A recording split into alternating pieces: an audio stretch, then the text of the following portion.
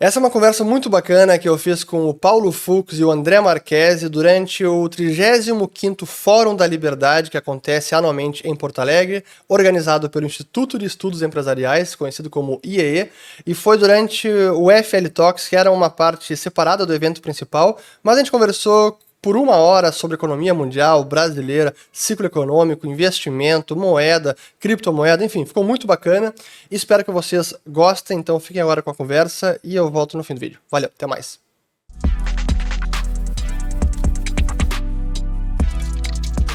Olá, boa noite a todos. Sejam bem-vindos ao Espaço Talks. Meu nome é André Marchesi.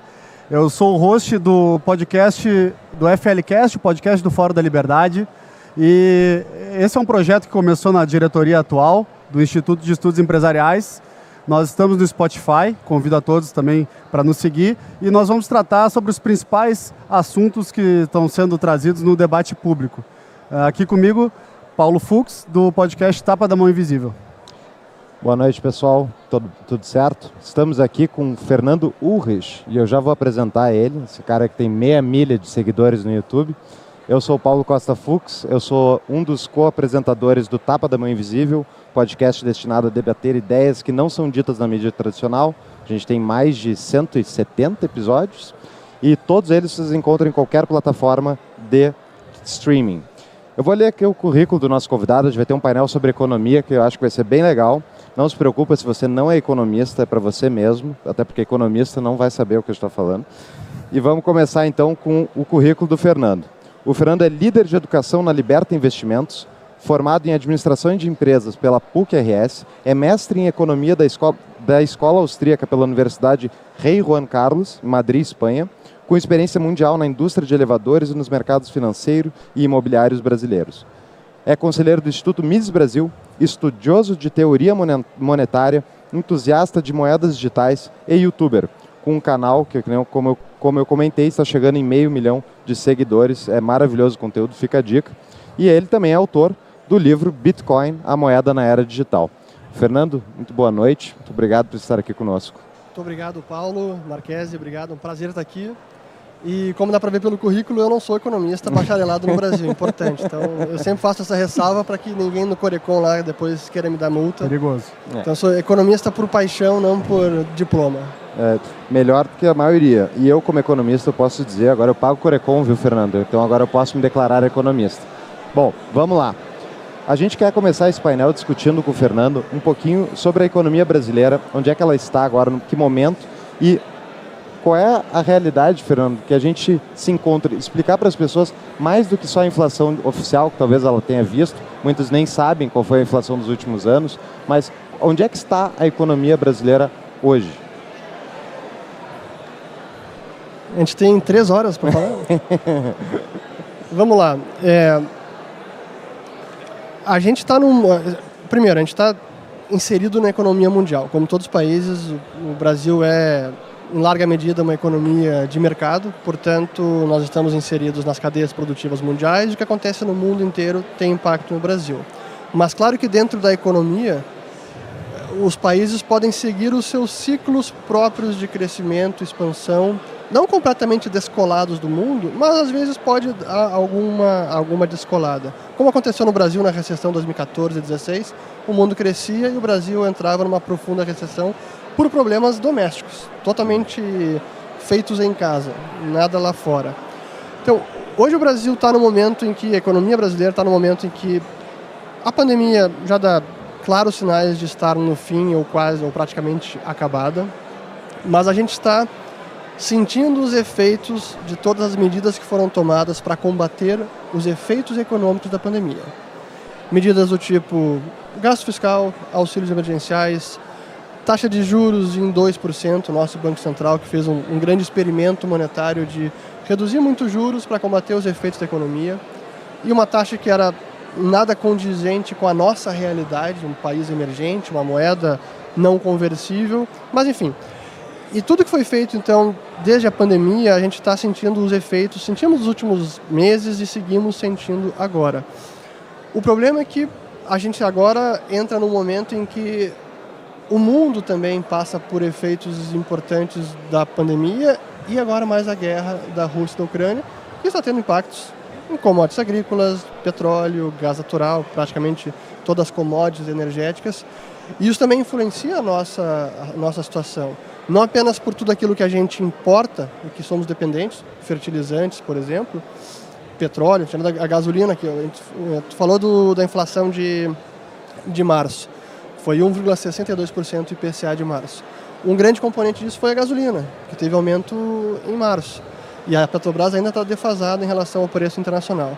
Mas esses efeitos mundiais, que se somam ao da pandemia e agora da guerra, a gente também está sentindo agora. Aí daqui para frente, para onde é que a gente vai, né? Para onde é que o Brasil pode, como é que a economia vai trilhar os próximos meses? Fernando, desculpa te interromper. Não, claro. Até vamos dar um passo atrás. Vamos lá. Quem aqui não se lembra daquela famosa capa da revista Times em que o Brasil, o Cristo Redentor, estava prestes a decolar e foi um voo de galinha, não durou muitos meses, a gente aterrissou brevemente, né? O que impede o Brasil de se tornar uma potência confiável, madura e estável e que desenvolva esse potencial que todos acreditam que o país tem? Pois para realizar isso, a gente precisa adotar muitas das medidas que o Javier Milei falou na palestra dele, que é menos Estado, é menos impostos, é menos regulação, é mais desestatização de empresas e liberalização de setores. É importante não falar apenas privatização, porque muitas vezes as pessoas têm a ideia de, não, privatizar é, por exemplo, vender um monopólio estatal para entes privados. Esse não é o arranjo que a gente quer. O arranjo que realmente traz prosperidade, mais geração de riqueza e concorrência, serviços melhores e mais baratos, é um arranjo de liberalização. Então, venda empresas estatais, mas também liberalize o setor. Então, isso é fundamental. Segurança jurídica, que é um problema no Brasil e segue sendo um problema. Como é que a gente resolve a segurança jurídica no Brasil? Toda semana a gente vive algum episódio de insegurança jurídica. Então, são medidas de longo prazo, mas elas precisam ser tomadas. Só que a gente não está vendo elas serem tomadas. Alguma coisa foi feita nos últimos anos, sem dúvida. Até o plano de concessões do Paulo Guedes está sendo levado adiante. A MP, o marco do saneamento, fundamental. MP de liberdade econômica, para trazer também mais liberdade, e permitir com que o empreendedorismo floresça, facilidade de abrir empresas, tudo isso. Então, tem coisas que foram feitas sim, mas a gente tem que diminuir para ontem o tamanho do nosso Estado. É muito inchado ainda. E essa é a parte difícil, essa reforma política é realmente a parte mais complicada. Mas só para fazer a comparação daquele período, foi a capa de junho de 2009, o Cristo Redentor decolando, e era um momento diferente de agora, porque naquele momento o mundo desenvolvido saía de uma crise, ou estava ainda em meio a uma crise que foi a pior desde a Grande Depressão, grande crise financeira de 2008, Estados Unidos e Europa, enquanto o Brasil estava adotando medidas keynesianas, mascaradas e que ajudou a gente a investir bastante e crescer muito a nossa economia. E também teve um agravante positivo naquele momento. Nós éramos grau de investimento. Esse selo, que é a nossa nota de bom pagador, a gente recebeu em maio de 2008 e isso atraiu muito capital. E querendo ou não, Lula no seu primeiro governo, com Henrique Meirelles e Palocci, do ponto de vista de medidas fiscais de controle, não enfiaram o pé na jaca, como fizeram depois da crise de 2008, a partir do segundo mandato. Mas até então, os pilares macroeconômicos, superávit primário, o regime de câmbio flutuante e metas de inflação, os três pilares, eles estavam sendo investimento em carteira.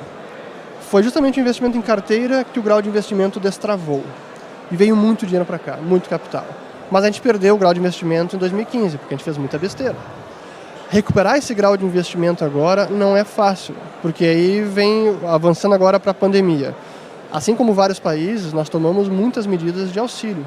E o pacote fiscal foi o rombo recorde nas contas públicas em 2020. A dívida sobre o PIB não chegou aos 100% que se imaginava, mas subiu bastante, está acima de 80%. Para um país emergente, que não tem moeda conversível, que tem ainda um déficit nominal, que tem taxa de juros que estamos agora em 2 dígitos, arcar com uma dívida de 80% do PIB não é fácil. Então a gente precisa fazer essas reformas. Precisávamos antes da pandemia, precisamos mais ainda agora, né? É interessante, Fernando, porque várias coisas que tu comentou aí, eu acredito que o público leigo, as pessoas que não são economistas, não acompanham a economia no dia a dia, elas não entendem exatamente o que quer dizer, né? Quando tu falou, por exemplo, aí do governo Lula 2, a partir do momento que ele começou a aplicar políticas keynesianas, isso, um monte de gente já não sabe o que é.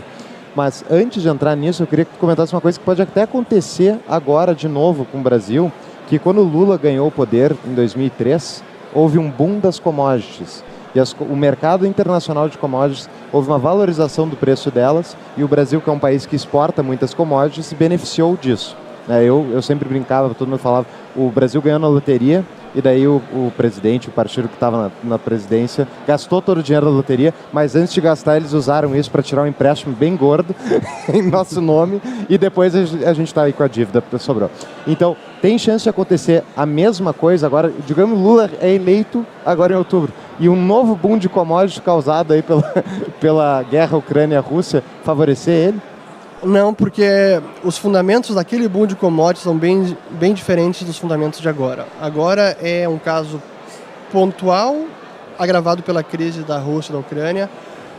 Há também aquela questão energética que tende a pressionar o preço de petróleo e gás natural, por toda a transição que a Europa fez, e Estados Unidos também, a pressão do chamado ESG, que é a sigla Environmental Governance, Social and Governance, ambiental, social e governança, que não desestimulou, mas em muitos países, quando essa ideia foi adotada, quase que proibiu o investimento em combustíveis fósseis. E nesse momento que teve guerra, eles se evidenciaram ainda mais necessários, só que eles não estão aí. Então, houve um subinvestimento em capacidade produtiva de combustíveis fósseis nos últimos anos. E muita dependência da Europa na Rússia. Então, a tempestade perfeita para dar muita caca lá na Europa e que está repercutindo nas commodities como um todo. Então esse boom agora é mais pontual por conta do conflito e por essas questões de transição energética. Não é aquele boom que houve a partir de 2002, 2003, que ali sim era o ciclo econômico clássico.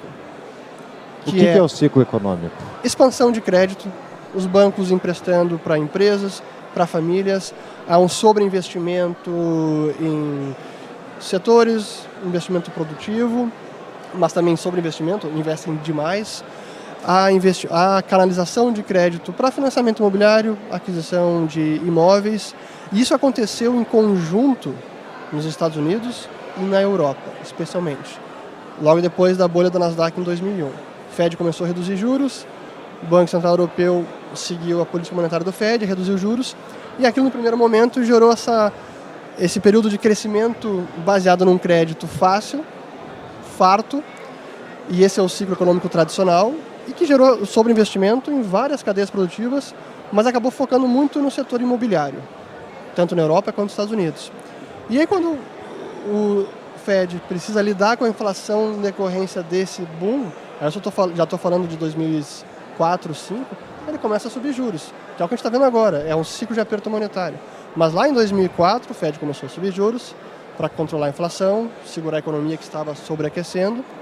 E aí quando chegou 2008, ou 2007 mais, já começaram os sinais de bolha imobiliária e estourou a crise no mundo inteiro. As commodities tiveram um rally final em 2008 ainda. O petróleo ainda tem o recorde do barril lá em 2008, que foi $140 à época, que hoje seria mais do que 140. Então aquele boom foi um boom de crescimento econômico mundial insustentável, sim, mas tinha um crescimento. Hoje não. Hoje é mais pontual, eu não consigo ver o mundo entrando num novo grande ciclo de expansão econômica, até porque a China, que era um grande motor, também não é mais. Uhum. A China passou pelo seu grande ciclo de dívida e de expansão de crédito nos últimos 15 anos. Ela agora está lidando com os efeitos dessa bolha de crédito. Tanto é que as construtoras, as principais na China, perdendo 90%, 80% de valor de mercado no último ano. Uhum. Então a China está tendo esse problema agora, que foi o grande motor de crescimento do mundo, que hoje não temos mais. Então não, Lula 2003 não seria igual a Lula 2022. Muito bem. Perfeito, Ulrich. Voltando um pouco na etapa de diagnóstico da situação brasileira, eu queria que tu comentasse um pouco, existe uma divergência sobre qual é a atual dívida pública brasileira. Muitos apostavam que o Brasil ia ultrapassar os 100% do PIB devido à pandemia. Chegamos a 80%. Hoje há controvérsia sobre qual é o real percentual de endividamento em relação ao PIB. Queria que tu comentasse um pouco qual é a situação atual brasileira e por que é importante controlar a dívida pública. Deixa só uma coisa. Explica também o que é dívida sobre o PIB. Muita gente não entende o que quer dizer esses termos. Dívida sobre PIB normalmente se refere a toda a dívida pública que foi contraída por um governo, e ela inclui a dívida interna e a dívida externa. Aquilo que um país contrai de dívida denominada em dólares ou capta mesmo lá fora, não apenas denominada em dólares. É a dívida total de um governo. E normalmente se usa essa métrica para comparar países a dívida total sobre o PIB, que é a produção da economia. Então é uma forma fácil de comparar nível de endividamento público entre países e para o mesmo país ao longo da história. O que aconteceu desde a pandemia, ou melhor, antes de falar da pandemia, a métrica, né? Por que há essa polêmica? Porque nós, brasileiros, gostamos de usar uma métrica que é diferente da usual no restante do mundo. A gente desconsidera da dívida total aquela dívida que está em posse do Banco Central, que ele utiliza para fazer política monetária. É uma tecnicalidade, sim, mas ainda assim é dívida emitida pelo governo e ele precisa repagar essa dívida. Então, todos os países do mundo utilizam um critério que considera também a carteira do Banco Central de títulos públicos. O Brasil está tirando isso da conta e faz uma diferença grande. Não lembro qual era a última cifra, mas é algo em torno de 80% na contabilidade brasileira e 87% na contabilidade internacional. Então, há uma diferença. Eu ignoro a brasileira, para mim, eu só olho a internacional. Mas realmente houve um grande erro de previsão dos economistas com a pandemia, porque eles subestimaram, eu acho, dois fatores. O primeiro é o quanto as medidas de estímulo acabariam turbinando o PIB no curto prazo, o que realmente aconteceu. O crescimento do PIB nominal chegou a 16% nesse período 2021, nível similar só em 2010, quando Lula e Dilma estavam com as medidas keynesianas de estímulo também. Então esse efeito do PIB subindo muito rápido é o denominador da dívida PIB. Então esse denominador aumentou mais do que se imaginava. Por outro lado, o efeito na dívida, que se imaginava que fosse explodir também depois da pandemia, claro que explodiu, mas não tanto quanto se imaginava, até porque PIB crescendo rápido se traduz em arrecadação tributária, que foi recorde em 2021. Então essa arrecadação permitiu que o governo, no curto prazo, desse um alívio na necessidade de tomar mais dívida no mercado. Mas são efeitos de curto prazo. Aí a pergunta é, por que é importante controlar a dívida? Porque a dívida que o governo toma, ele precisa repagar. Então isso vale, como Adam Smith já dizia lá no século XVIII, o bom senso na condução das finanças vale para uma família, para uma empresa e para uma nação, para um governo. A dívida que a gente contrai, a gente só consegue repagar ela no futuro ou aumentando a nossa renda, aumentando a nossa produtividade, ou apertando o cinto e gastando menos. Não tem outra forma, não tem mágica. Nós não temos um banco central para imprimir dinheiro. Para uma empresa é a mesma ótica. E mesmo para um governo, ele está sujeito à mesma lei econômica. Então, uma nação que se endivida muito, no futuro ela precisa estar mais produtiva, isso requer um crescimento econômico, ou ela vai ter que cortar gasto. E aí é reduzir o déficit ou criar um superávit nominal, que é quase impossível nos últimos 50 anos, no mundo inteiro quase. Mas essa é a importância. Então, a dívida ela pode trazer um alívio no curto prazo, mas a gente está gastando o nosso futuro no presente e cedo ou tarde ele chega. É interessante isso, né, Ulrich, porque a maior parte das pessoas não faz nem ideia do risco que o Brasil está correndo, porque uma coisa é o Brasil não está crescendo, isso aí todo mundo está vendo, a inflação está alta, todo mundo sente ao ir no supermercado, né? Mas, as pessoas não entendem que um endividamento muito elevado, ele representa um arrasto na economia futura, ele vai trancando a economia futura, e como a gente já arrecada aí quase 50% de impostos, né, diretos e indiretos, é uma coisa inacreditável. A gente passa quase metade do ano trabalhando para o Estado e as pessoas também não sabem disso, porque uma das maneiras que o Estado utiliza para financiar, e que é a minha pergunta para ti, sobre a inflação. eles não vão utilizar a inflação como uma maneira de reduzir esse endividamento. Não foi exatamente isso que o Banco Central fez ao imprimir moeda, e quando a gente fala em imprimir moeda é criar literalmente moeda do nada em contas do Banco Central e depositar. Daí tu pode explicar melhor que eu como é que funciona o esquema, porque é um esquema. É um esquema. Como diz o Javier Milei, é la estafa. Exato. Então, mas a gente sofreu com a inflação ano passado muito elevada, no ano anterior, e isso não serviu também para reduzir essa pressão sobre o endividamento público? Em parte, sim. Mas deixa eu dar uma pausa nessa pergunta, segura ela, eu volto nela. Porque eu quero responder antes, a primeira que eu não respondi, deu uma volta e a gente acaba entrando em tangentes e não responde. Sobre o rumo da economia brasileira, onde nós estamos agora. Só para concluir. O momento agora é que nós estamos vivenciando o fim desse processo inflacionário que se iniciou lá em 2020 e 2021 e que tem um agravante mundial, um choque externo, sim. E o Banco Central tendo que subir juros para controlar essa inflação e que, invariavelmente, vai ajudar a nos arrastar para uma recessão. Significa uma recessão como foi lá em 2014 e 2015, profundíssima e alongada?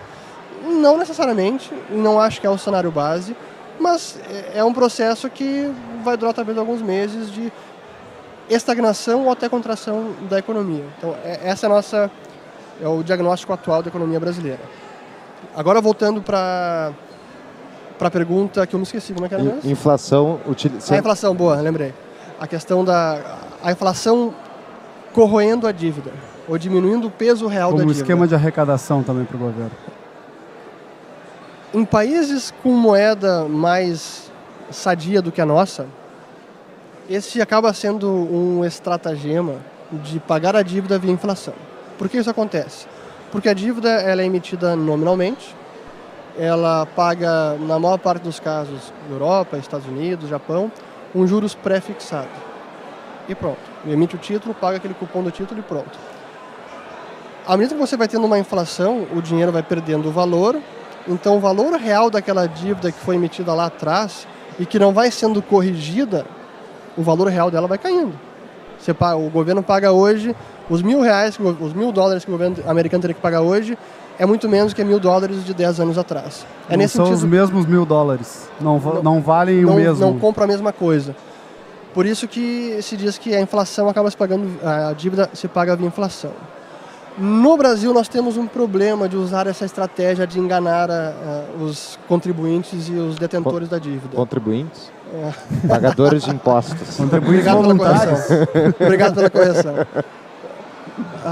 Porque o Brasil, nós temos uma boa parte da dívida que é indexada. Nós temos 1/3 da dívida que é indexada à Selic. Então, o governo agora o Banco Central está subindo a taxa de juros para combater a inflação. Então, a dívida está atrelada à Selic. Vai aumentar o peso da dívida para o governo também. Outro terço, ou 25%, é dívida atrelada à inflação. O famoso Tesouro IPCA+, ou as chamadas NTN-B. Que o governo tem que pagar o que foi emitido, o principal, mais o juro real contratado, o cupom, e a variação da inflação. Então, se a inflação sobe muito, é um peso maior nessa dívida que foi emitida. E o restante, que é uma parte menor, que é a dívida pré-fixada, as LTN, que essa não é corrigida, ou a dívida em dólar, que é externa, que hoje é irrisória, 5% da dívida total. Então, o Brasil não consegue usar desse artifício de inflação para pagar a dívida, porque uma boa parte dela, pelo menos 2/3, está indexada. Então, aqui é mais difícil. Estados Unidos, ok. Europa, ok. Aqui é mais difícil. Eu vou citar aqui uma fala do nosso ministro da Economia, Paulo Guedes, quando ele colocou lá em 2019, diagnosticou, na verdade, a situação brasileira como uma situação de poucos produtores, mercados cartelizados, preços caros e chuva de impostos. Sobra o quê? Muito pouco. Por isso que o brasileiro médio ele é pobre, empobrecido. E colocou o despertar da competição nos mercados como uma possível e eficiente solução. Comenta um pouco para nós como que a competição pode entrar para acelerar a dinâmica econômica, deixar o brasileiro médio mais rico, né? Como funciona isso, Rich? A concorrência e a livre concorrência, que significa não haver barreiras de entrada, qualquer que seja o setor, qualquer um pode competir. Hoje eu quero montar uma empresa de telefonia. Não pode porque precisa da licença da Anatel. Mas eu quero competir, o meu serviço é melhor, meu produto é melhor, vai ser mais barato, com melhor qualidade. Mas precisa lá passar pelo calvário da aprovação da Anatel. Isso não é um setor que há uma livre concorrência. E quando não temos concorrência, tem menos ofertantes, menos diferenciação por qualidade ou por preço, então é um mercado menos pujante e quem acaba sofrendo é o consumidor. E pode ser um mercado que é mais propenso a algum oligopólio, a formação de algum cartel. E se tem uma agência reguladora, ou seja ela a agência reguladora como é o nosso formato aqui, ou outro tipo, mas há uma agência estatal controlando o setor e regulando, na verdade está impedindo mais concorrência. Certo. A regulação, eu diria que é talvez aquelas palavras que têm a melhor conotação no imaginário popular e ela é nefasta, é prejudicial para a população. Fala, não, o mercado livre, como assim, vão fazer o que quiser? Não, ninguém faz o que quiser, todo mundo está sujeito à livre concorrência, às leis que já existem para lidar com golpista, com falsário, com qualquer tipo de contravenção. Não precisa mais regulação para dizer o que pode ser ofertado, com que tipo, que padrão, qual é o equipamento. É um telefone sem fio, agora pode ser sem fio, não, tem que estar conectado na parede. Esse é a micro-regulação que é ruim. Então a concorrência, ela está na essência do livre mercado e do capitalismo. Ela é fundamental para a prosperidade e para a geração de riqueza. E é engraçado porque, isso até é meio paradoxal talvez, e eu acho que eu escutei essa frase do Jeffrey Tucker aqui no Fórum da Liberdade, onde ele dizia, estou parafraseando aqui, que a concorrência é quase que a política mais socialista de todas. Porque o socialista quer eliminar o lucro. O lucro é ruim. Mas a concorrência já faz isso. Porque o concorrente está ali todo dia batalhando para reduzir o lucro do seu concorrente a zero. Isso é o que a concorrência faz. Só que num ambiente voluntário, de cooperação, e não com a bota do Estado dizendo o que cada um pode fazer. Muito bom. Fernando, uma das coisas aí que tu falou de concorrência, né? Quando alguém está afetando a empresa alheia, justamente tirando o mercado dele, ele está lutando muitas vezes por preço, baixando os preços. Os preços com a concorrência e com a inovação tecnológica, os preços... Eu já sei onde é que você vai chegar. Sim, eu já te fiz essa pergunta antes, mas para quem não viu ainda... Leading the witness.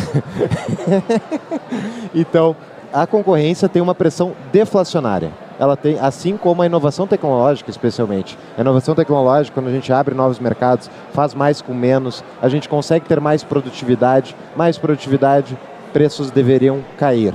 Os nossos preços, além de, não é como se eles não só subissem, mas eles sobem, mesmo quando ele dá 0 a 0, na verdade teve um efeito deflacionário acontecendo na economia, e esse efeito deflacionário, ou seja, de preços caindo, foi compensado com a política monetária do Banco Central. Esse órgão, Banco Central, talvez seja o órgão menos compreendido pelo eleitor médio e que talvez causa mais dano na economia. E eu queria saber primeiro, assim, está certo esse meu argumento? E eu gostaria que tu explicasse um pouquinho como é que funciona um Banco Central. Como é que é esse negócio de política monetária que as pessoas do Copom fazem? Nem os banqueiros centrais sabem. Mas a gente vai explicar. Primeiro, a questão da produtividade e da deflação. Realmente, esse é um dos grandes problemas da ciência econômica dominante, é que a gente se perdeu, aqui eu falo a gente, economistas em sentido amplo, neste medo da deflação como sendo o grande fantasma contra o qual nós precisamos combater com todas as forças e que a famosa espiral deflacionária mística é o grande problema econômico. O que é isso? A inflação, a espiral inflacionária não é problema, a deflação é. Eu vou voltar nesse ponto, me relembra. Mas é curioso porque existe uma deflação boa e uma deflação ruim. A deflação ruim é que está associada a essa espiral deflacionária que eu vou voltar. A deflação boa é aquela natural do capitalismo, é a natural da produtividade e é a consequência inevitável do crescimento econômico. O crescimento econômico ele é deflacionário por natureza, por definição. Crescimento econômico significa produzir mais, é uma economia que gera mais bens, mercadorias, serviços, tem uma abundância maior de produtos sendo ofertados no mercado. Se a lei da oferta e demanda vale para qualquer produto, uma maior abundância de bens no mercado, seria natural esperar que os preços caíssem. tem muito mais carro, tem muito mais telefone, tem muito smartphone, enfim. É natural esperar que os preços caiam ano após ano. Mas isso não acontece porque aí sim temos a figura do Banco Central, que manipula a oferta monetária e impede que esse processo ocorra. Porque aí a deflação boa é mal entendida e confundida com a deflação ruim, que eu já vou explicar. E aí bancos centrais mundo afora, os economistas sempre embasando com teorias muito sofisticadas, dizendo que é preciso evitar a deflação a qualquer custo. Do tipo, se o Japão tiver menos 0,5, menos 1 no ano, esse é o pior problema da humanidade, precisamos combater isso ao máximo. Não, por quê? Por que 0,1% de inflação é ok, ou também o místico 2% é ok, mas abaixo disso é perigoso? 0,5, opa, menos 0,2 é um grande problema. E não existe nenhuma lei econômica que realmente comprova essa teoria de 2% de inflação ou que a oferta monetária precisa crescer ano após ano para dar conta de uma economia em crescimento. Então, o crescimento econômico ele é deflacionário por definição. A deflação ruim é aquela associada à destruição do dinheiro, que os economistas chamam de contração monetária, que é o processo que invariavelmente ocorre depois da expansão do crédito, da expansão monetária. E que processo é esse? O principal deles, que aí está a origem desse grande medo, foi na Grande Depressão, porque antes da Grande Depressão tivemos a década de 20, que foi um processo de grande expansão monetária.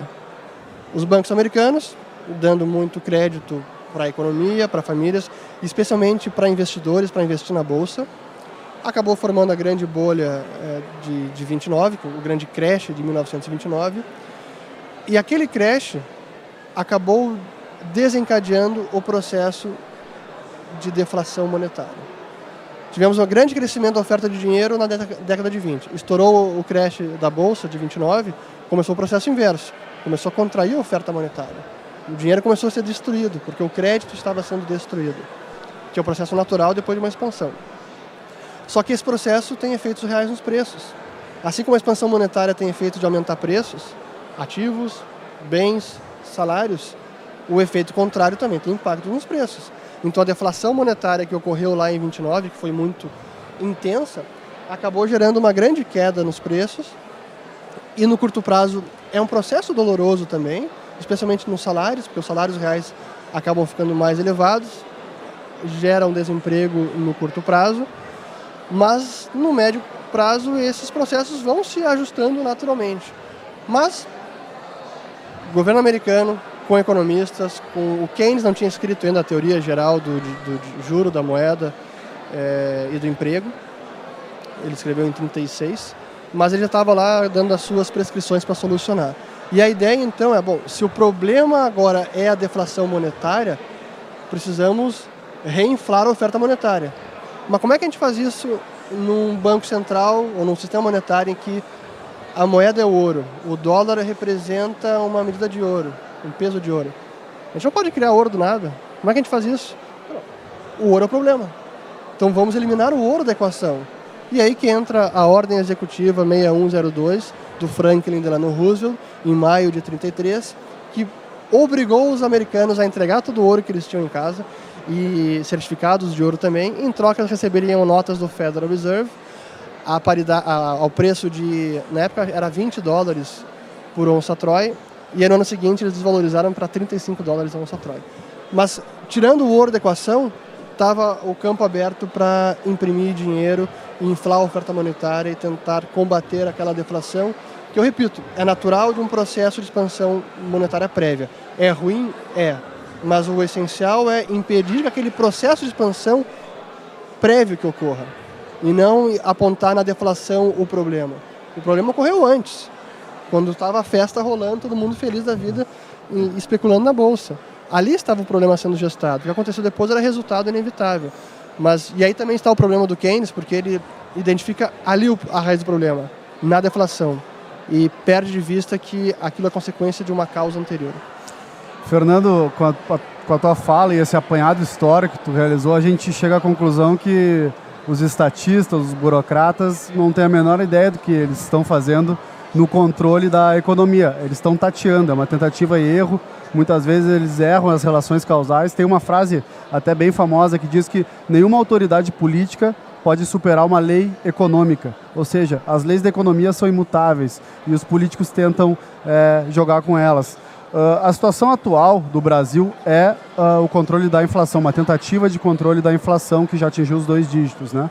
Além de mexer com a taxa de juros, que é uma das ferramentas mais comuns para tentar esse controle, nós temos o controle de preços, que o Brasil já vivenciou.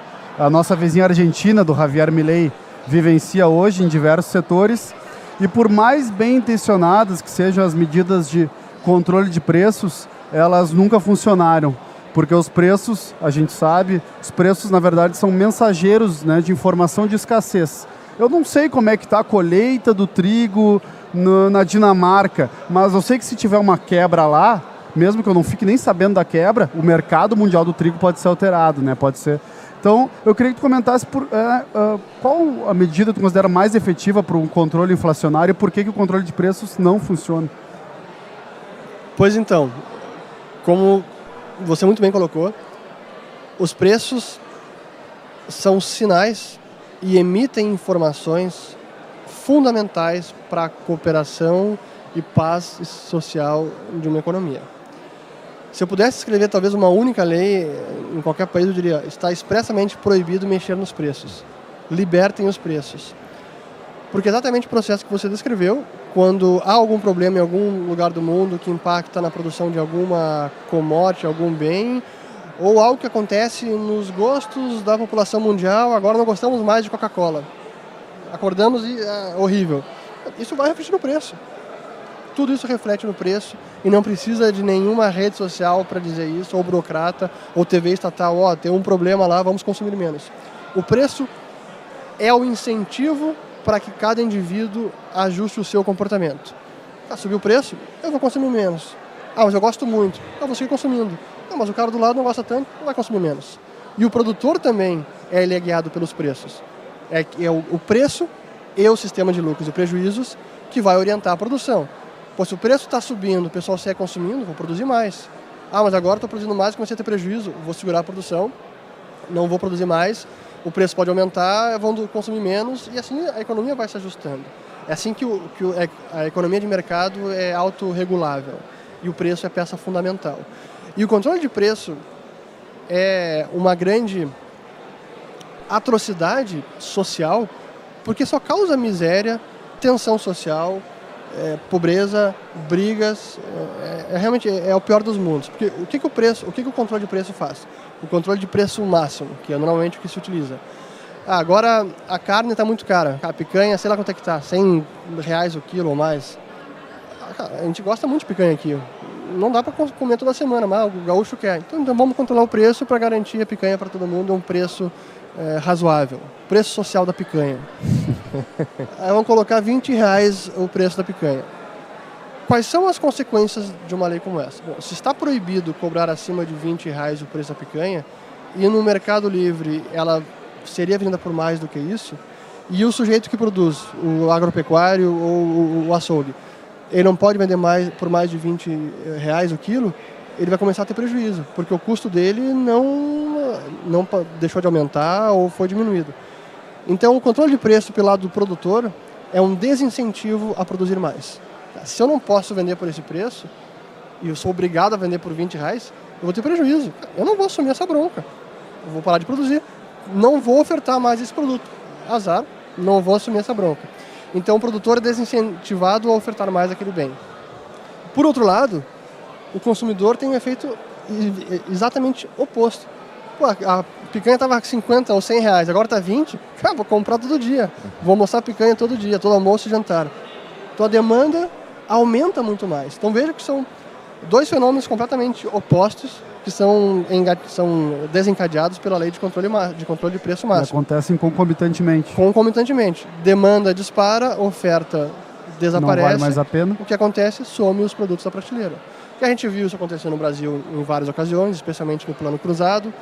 A gente está vendo agora na Argentina com alguns bens. Então, controle de preço não tem como funcionar, jamais funcionou. Tem um livro que eu sempre cito, que é o 40 séculos de controle de preços e salários. Não funciona porque não tem como funcionar. É realmente uma lei econômica. Até usando a citação inicial, o Thomas Sowell, que diz que a primeira lei da política, aliás, a primeira lei da economia é a escassez. Nunca há o suficiente para os desejos de todo mundo. E a primeira lei da política é ignorar a primeira lei da economia. Exatamente. Pois é interessante, né, Fernando? Eu fico pensando, como é que tem gente que ainda defende política de controle de preço, economistas ainda defendem, e não funcionou na Roma Antiga, os caras ainda acham que vai funcionar aqui, mas essa, digamos, é a minoria dos economistas. A maior parte deles, eles entendem que isso não é uma medida adequada.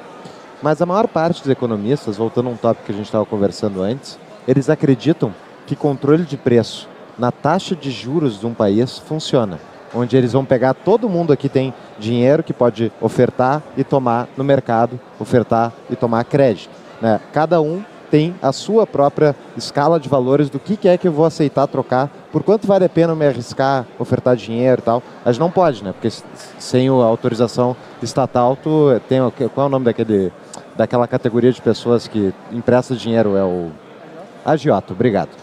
Não pode.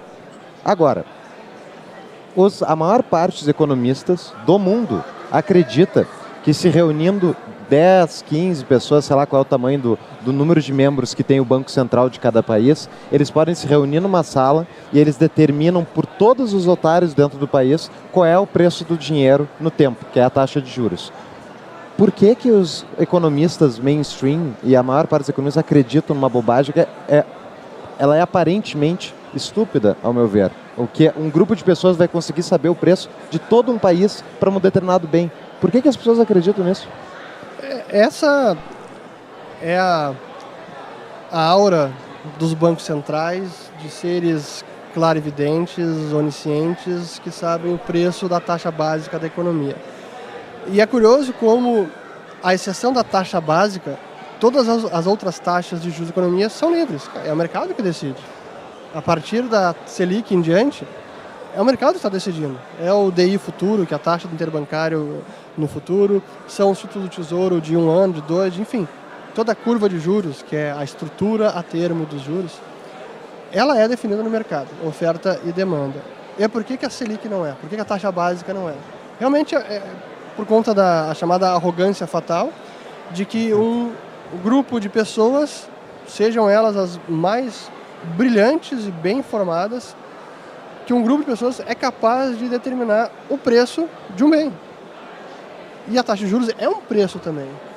É o preço do tempo, ou dos bens presentes em função dos bens futuros em função dos bens presentes. É o preço da preferência temporal. Mas é um preço também. E quando o Banco Central está tabelando este preço, e a definição da Selic é um tabelamento de preço, ele está também gerando consequências que não são tão facilmente visíveis e previsíveis como é um controle de preço da picanha. Mas ainda assim é um controle de preço. E é por isso que a gente vê agora países mais desenvolvidos, onde os bancos centrais de moedas de reserva como dólar, euro, iene, que os bancos centrais querem controlar não apenas a taxa básica, mas as demais taxas da economia. No Japão já existe a chamada política de controle da curva de juros, Yield Curve Control, onde o título de 10 anos do Japão, do governo japonês, ele está tabelado ao redor de 0%.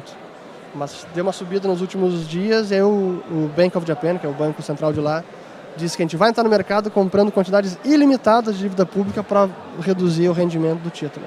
Mas isso já foi feito em outros momentos da história. Até nos Estados Unidos, na Segunda Guerra Mundial, houve um tabelamento do título do Tesouro Americano. Até porque, o que eles queriam fazer naquele momento? Financiar a guerra. Via inflação. Mas se a inflação está comendo e os investidores da dívida pública começam a exigir um juro maior para compensar o efeito inflacionário, o que o governo faz? Proíbe que os títulos reflitam a inflação. E é o que pode já começar a acontecer no futuro próximo nos Estados Unidos também. Até anotem isso, previsão para talvez ano que vem ou no outro. Está gravado. Controle da curva de juros nos Estados Unidos. A Europa já faz parte disso, já está fazendo. Mas eu entrei numa tangente aqui, não sei se eu respondi tudo. Não, responde, mas eu perguntei sobre o mainstream. Por que será? Mas é aquilo que comentou, a arrogância total, né? Realmente o Banco Central ainda goza de uma respeitabilidade enorme. E eu não estou questionando a reputação e quão ilibadas são as pessoas do Banco Central, seja no Brasil ou lá fora. Isso nem é nem o ponto. Mas sim que a teoria que embasa as suas ações, ela é defeituosa. Então, cara, o Banco Central não tem como saber a taxa de juros, nem o Copom com 12, 24 ou 100 mil pessoas. Aliado a isso, né, Fernando, ao conceito de arrogância fatal que tu bem mencionaste, existe o conceito de conhecimento disperso, né? Cada um de nós aqui tem suas preferências. Uns gostam de picanha, outros gostam do entrecô no churrasco, outros gostam da costela, e cada um vai consumir livremente, né, se espera, enfim, conforme o preço que julgar que acha justo, né? Mas isso não pode ser imposto, né? Esse preço não pode ser imposto por um ente terceiro. Cada pessoa pode chegar a essa própria conclusão por si própria, né? Até existe uma metáfora, uma análise muito interessante da eficiência privada versus pública. Quando a gente entra numa casa humilde, numa comunidade, o que tem lá normalmente, né? Tem uma televisão, tem uma geladeira, provavelmente, eventualmente, um ar-condicionado, um carro. Quem são os fornecedores, né, desses bens? A iniciativa privada.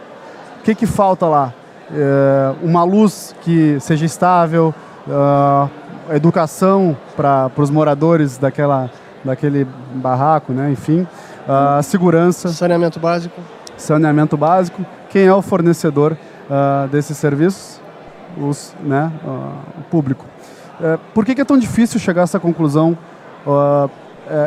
Essa arrogância fatal que impacta, que os governantes querem continuar sendo os fornecedores exclusivos, mesmo que, na verdade, não forneçam devidamente como a população merece. E como corrigir isso? Complexa pergunta. Sim, tem vários fatores. Claro que existe um desconhecimento básico de como funciona a economia, o papel da livre concorrência, e isso acontece, mas existem também interesses escusos, como a gente bem sabe, onde possivelmente, isso não é uma acusação, mas eu intuo que possivelmente nas negociações da MP do saneamento básico tinha lá alguma parte privada interessada em bloquear de alguma maneira ou incluir alguma cláusula lá para favorecer de repente a sua empresa, alguma coisa assim. Então a captura do ente público ou de agências reguladoras para interesse privado, ela acaba acontecendo. Então também tem essa corrupção. Perfeito. Não tem dúvida. Existe o fator do populismo também, que onde os políticos e a população demanda soluções fáceis e vão acabar elegendo aqueles que vão prometer soluções fáceis e que parece que vai solucionar no curto prazo. As pessoas estariam dispostas a abrir mão de um pouco de liberdade para ter uma segurança, né? Também. Então o populismo também joga um papel importante nisso. Mas não é realmente não tem fácil solução. É uma batalha de ideias, de entender como funciona a economia, porque é importante a livre concorrência, porque essa parece tão banal e evidente. Por que eu vou impedir empresas de fornecerem algum produto melhor? Se temos aqui vários restaurantes, cara, quem quiser oferecer melhor comida, melhor preço, por que o governo precisa impedir que isso aconteça? Qual é a razão? Não, mas saneamento básico é algo diferente. Por quê? É também um serviço. E mais importante ainda, deixe qualquer um forneça. Por que impedir essa livre concorrência? Não é fácil. Não é fácil mesmo. É muito difícil a gente entender por que é que o Estado chegou onde chegou, mas o fato é que ele está na nossa vida, 50% quase do nosso tempo. As pessoas não notam, passamos o tempo todo trabalhando para o Estado. E o Estado afeta o nosso comportamento, especialmente quando a gente está falando não só de tributação direta, né, como no Brasil, quase 40%, mas também quando a gente está falando da tributação indireta, que é a inflação, que é quando o governo imprime moeda e a gente paga a conta em preços mais elevados. Engraçado que, só um parênteses, o próprio governo se beneficia da inflação de uma outra maneira, né? Aumenta a arrecadação, os preços subiram, e o governo que gera a inflação ganha mais dinheiro, recursos com a inflação. E os servidores do Banco Central fazem greve porque não tem o salário reposto pela moeda que eles imprimem, que eles deveriam defender o poder de compra dela. É inacreditável, né? Esse é o sistema, pessoal. Esse é o sistema máquina de moer pobre que a gente tem no Brasil. Mas tem uma questão aí que a gente está falando aqui de Estado, falando de sociedade, mas tem o indivíduo. E o indivíduo, nós aqui, que estudamos mais essas questões, gostamos, o indivíduo pode se defender. Ele pode, pelo menos, tomar alguma ação, ele pode entender um pouco essa realidade e começar a se posicionar. Porque, na verdade, a liberdade da sociedade como um todo, como a gente está vendo aí, tem um fórum inteiro de 30 e poucos anos discutindo o problema de como libertar o Brasil. Isso é um problema muito maior. A gente pode tentar nos libertar primeiro, né? Sair o indivíduo justamente das amarras estatais. Como é que um indivíduo, no Brasil ainda mais, cidadão médio, olhando a inflação elevada, tributação elevada, crescimento econômico inexistente, tipo, tá, para onde é que eu fujo? Salário minguando. Salário, e o salário? Então, Fernando, como é que o indivíduo pode agir para se proteger? Guarulhos pode dizer ou não? Ele pode falar o que quiser, tá livre, é liberdade de expressão. Vamos lá. Esse é um debate instigante. Da mesma forma que existe Estado, regulação, impostos, existe também a força dos indivíduos, do empreendedorismo, do livre mercado. E esse ímpeto de querer prosperar, de querer criar, de querer inovar e que nenhum Estado vai conseguir realmente coibir. Isso é nato, assim, é do ser humano. E mesmo nesse ambiente com muito Estado, a gente está vendo que a economia consegue, aos trancos e barrancos, prosperar, contornando essas barreiras, impostos, tributação.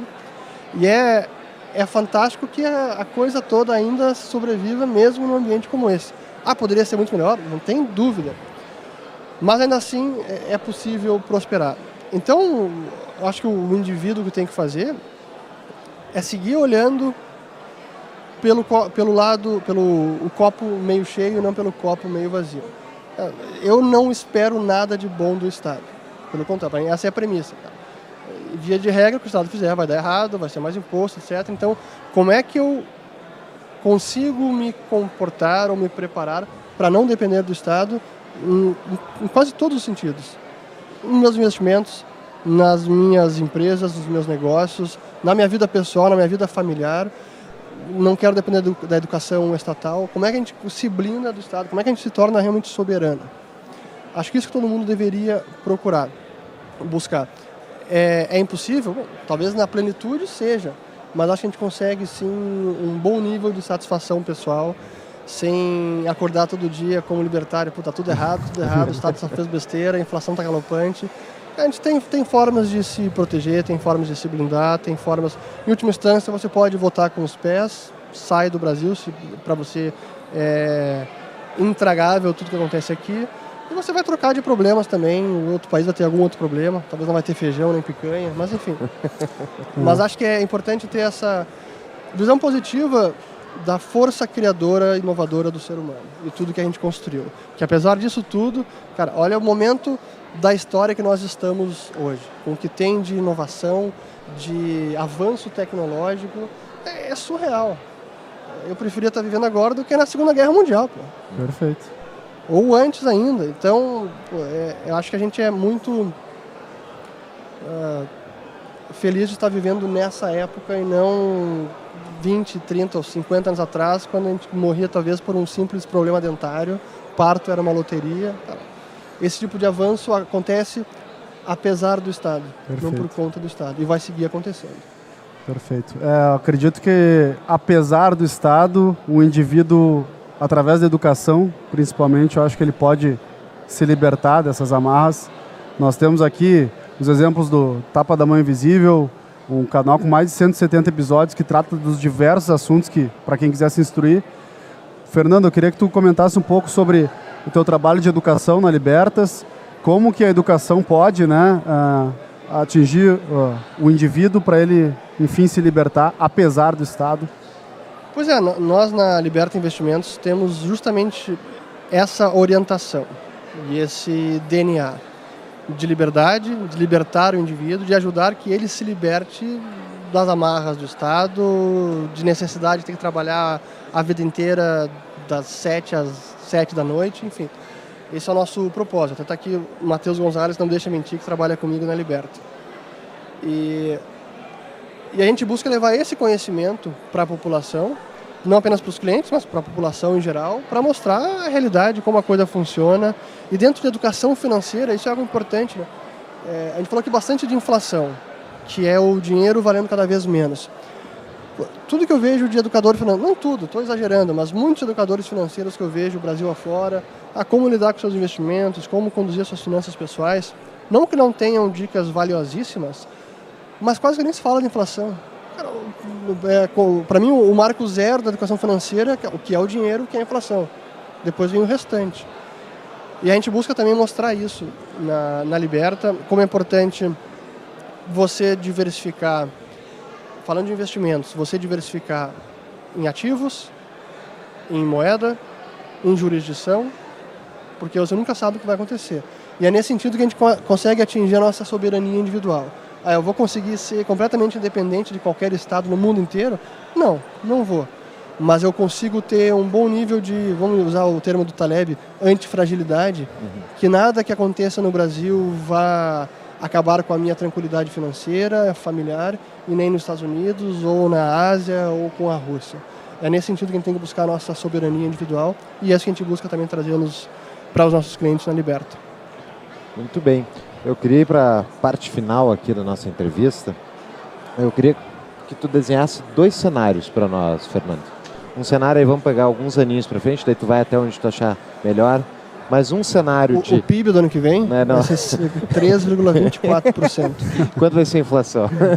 Não, eu gostaria que tu explicasse em termos macro para nós, por favor, como é que se daria uma economia brasileira que continua sem fazer as reformas e rumando para desfiladeira abaixo, e outro Brasil que faz as reformas, diminui o tamanho do Estado no bolso do indivíduo, permite que o indivíduo, primeiro, mantenha uma moeda, pelo menos que não perca valor com o tempo tão rapidamente que nem o real tem perdido, mas também como é que o Brasil, o que o Brasil poderia ser se a gente fizesse as benditas reformas. Então, quais são as principais reformas, o que acontece se a gente não fizer, e o cenário, para terminar num tom otimista, fazendo. Porque me disseram que tu não é muito otimista.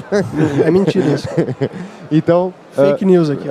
Dá o cenário para nós, professor. 2 cenários, pessimista e otimista. Eu não diria, eu combato esse rótulo. Eu não sou pessimista. Pessimista é aquele cara que acha que as coisas vão dar errado porque por algum motivo acabam dando errado. Eu sou realista.